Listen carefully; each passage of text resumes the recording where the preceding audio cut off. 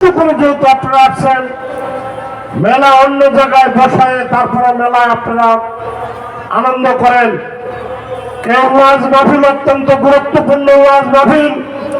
পৃথিবীর শ্রেষ্ঠ, পৃথিবীতে যত শ্রেষ্ঠ জনসভা বলেন আর সমাগম বলেন, মাহফিল বলেন, পৃথিবীতে শ্রেষ্ঠ মাহফিল হলো কোরআন এবং হাদিসের আলোচনা যেখানে হয়, সেখানে সবচেয়ে সুন্দর এবং সবচেয়ে গুরুত্বপূর্ণ মূল্যবান স্থান, যেখান থেকে আমরা কিয়ামত দুনিয়া এবং কিয়ামতের জন্য আগামী দিন হাসরের ময়দানের জন্য আমরা প্রস্তুতি কিভাবে নিব সেটা আমরা শুনবো।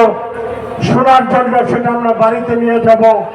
মোরালি নেওয়ার জন্য আমরা বাড়িতে আসি নাই, আমরা আসছি উলামায়ে কেরামের বক্তব্য শুনে সেটা আমার জীবনে প্রতিফলিত করব, আমার সমাজে প্রতিফলিত করব, আমার পাশের ভাইকে সেভাবে বোঝানোর জন্য আমরা আসছি।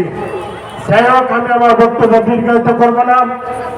উলামায়ে কেরাম বক্তব্যের মাঝখানে বক্তব্য রাখলে আসলে ওনার সমস্যা হয়।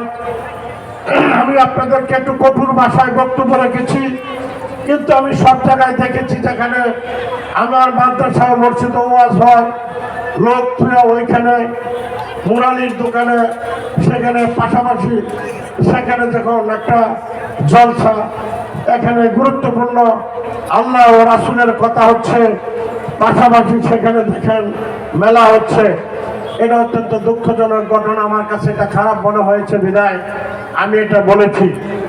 যেমন আমরা মৃত্যু ব্যক্তির লাশকে সামনে নিয়ে ঘন্টার পর ঘন্টা বক্তৃতা দেওয়া শুরু করি।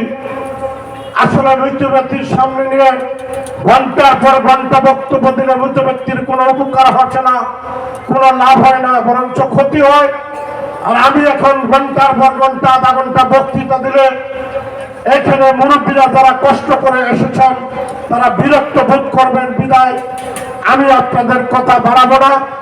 পরিশেষে উলামায়ে কেরামরা যে বক্তব্য দিবেন, যে কোরআন এবং হাদিসের আলোকে কথা বলবেন, আমি এবং আপনারা সেটা শুনব, নিজের জীবনে প্রতিফলিত করে আমাদের ইসলামিক জীবন যাপন করার জন্য আমরা চেষ্টা করব। কিভাবে আমরা আল্লাহ রাসূল খুশি থাকে সেভাবে আমাদের প্রত্যেকটা কাজে কর্মে, ব্যবসা বাণিজ্যে, হাঁটা চলায়, শোয়ায়, ঘুমানোর প্রত্যেকটা জায়গায় কোরআন এবং হাদিসের আলোকে আমরা চলবো। আমি চলবো এবং আপনারা চলবেন। এই জন্য আমি আপনাদের কাছে, পর্দার আড়ালে মা বোনদের কাছে আমি আমার ব্যক্তিগতভাবে আপনাদের কাছে দোয়া চাচ্ছি।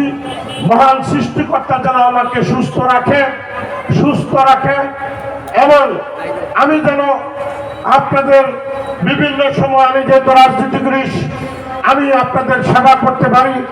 আমার মন মানসিকতা যেন থাকে মানুষের সেবা করা, অন্য কোনো চিন্তা চেতনা নিয়ে আমি এখানে আসি না। এবং উলামায়ে কেরামরা আছেন, তারা আমার জন্য দোয়া করবেন, আপনারা এলাকাবাসী আমার জন্য দোয়া করবেন।